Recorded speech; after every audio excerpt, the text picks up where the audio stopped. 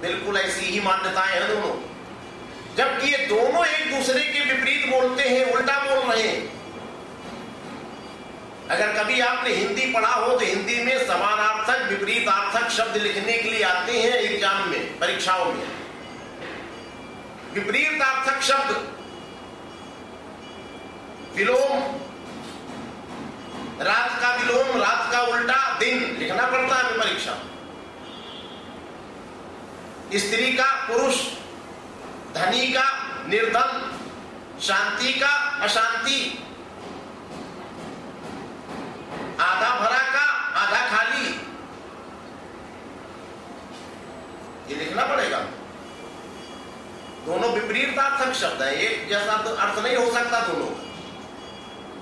जैसे रात का विलोम हमने दिन लिखा, अब दो आदमी खड़े हैं, एक कहता इस समय रात्रि है, दूसरा व्यक्ति कहता नहीं दिन है, क्या दोनों सच बोल रहे हैं? नहीं। सच एक आदमी की बात हो सकती है, या तो उस समय दिन होगा या उस समय रात होगी, दोनों आदमी की बात सच नहीं हो सकती। एक आदमी कहता है ये धनी है, दूसरा कहता है निर्धन है, क्या दोनों सच बोल रहे हैं? नहीं, एक ही की बात सच होगी, या तो धनी होगा या निर्धन होगा। ठीक इसी प्रकार से आधा भरा और आधा खाली, ये दोनों शब्द विपरीतार्थक शब्द हैं। एक कहता है गिलास आधा भरा है, दूसरा कहता है गिलास आधा खाली है, क्या दोनों सच बोल रहे हैं? नहीं। ये आपकी दृष्टि में लगता होगा, लेकिन दोनों शब्द उल्टे हैं। बात एक ही सही होगी, या तो गिलास आधा भरा होगा या गिलास आधा खाली होगा।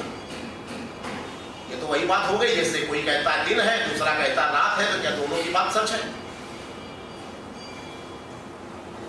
अरे बड़े बड़े मत बन गए, बड़े बड़े संप्रदाय बन गए। एक मत बन गया गिलास आधा भरा हुआ है, एक पंथ बन गया, उसने अपना एक समाज बना लिया, उसमें बड़े बड़े विद्वान पैदा हो गए, तर्क देने लगे। मैं सिद्ध करता हूं गिलास आधा भरा हुआ है, बिल्कुल सटीक है। दूसरा एक मत और बन गया आधा खाली, मेरे सामने बहस करो, मैं शास्त्रार्थ करूंगा, मैं सिद्ध करके दिखाऊंगा गिलास आधा खाली है, ये ज्यादा ठीक है, ये सच है। बड़े बड़े तर्क वितर्क होने लगे, शास्त्रार्थ होने लगे, बड़े बड़े विद्वान पैदा हो गए। ज्ञान से सब शून्य। किसी गांव में एक कुतिया ब्याही, उस कुतिया ने 8-10 बच्चों को जन्म दिया। गांव के छोटे छोटे बालक उन कुतिया के बच्चों को उठा ले गए अपने अपने घरों में, वो उनका पालन करने लगे। माँ बाप उन बच्चों को दूध रोटी खाने को देते हैं, वो बच्चे चोरी से लाकर वो दूध रोटी कुतिया के बच्चों को खिला देते हैं, क्योंकि बचपन में कभी हम भी ऐसा करते थे, इसलिए हमें याद है। तो बचपना सबका रहा है। पहचान के लिए वो बच्चे कुतिया के गलों में एक एक फीता बांधते हैं। किसी ने लाल फीता बांध दिया, किसी ने हरा, किसी ने पीला, किसी ने नीला। ये मेरा है, ये मेरा है, वो मेरा है। अब वो कुतिया का बच्चा जिस घर में पल रहा है, वो उसी बच्चे के पीछे तो मिलाता घूमता रहता दिन भर। एक कुतिया का बच्चा इस घर में पल रहा है, दूसरा कुतिया का बच्चा उस घर में पल रहा है। उस घर से वो कुतिया का बच्चा इसके चबूतरे पर जरा चढ़ के देखे, भम भम भम भम करके ये कुतिया का बच्चा उसको खदेड़ के तब दम लेगा। जबकि एक ही मां से पैदा हुआ है, जिसको वो खदेड़ रहा उसका सगा भाई है वो, लेकिन पैदा हो गया नहीं। पालन कहाँ हो गया? उस घर में। इसका पालन कहाँ हो गया? इस घर में। दोनों एक दूसरे के दुश्मन हो गए, सगे भाई हैं, एक ही मां से पैदा हुए, लेकिन उस चबूतरे पर वो चढ़ने नहीं देगा। आज वही हो रहा है। अविद्या एक कुतिया है, अविद्या से जीवों का जन्म हुआ। ये जितने जीव पैदा होते हैं अविद्या से पैदा होते हैं। अविद्या रूपी कुतिया ब्याई है, उसने जीव रूपी बच्चों को जन्म दिया है।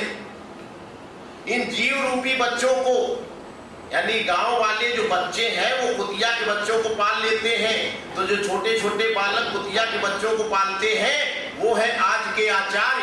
कौन आचार्य? जगत गुरु शंकराचार्य, जगत गुरु रामानुजाचार्य, जगत गुरु रामानंदाचार्य, जगत गुरु वल्लभाचार्य, इन आचार्यों ने अविद्या से पैदा हुए इन जीवों को अपनी ओर आकर्षित कर लिया,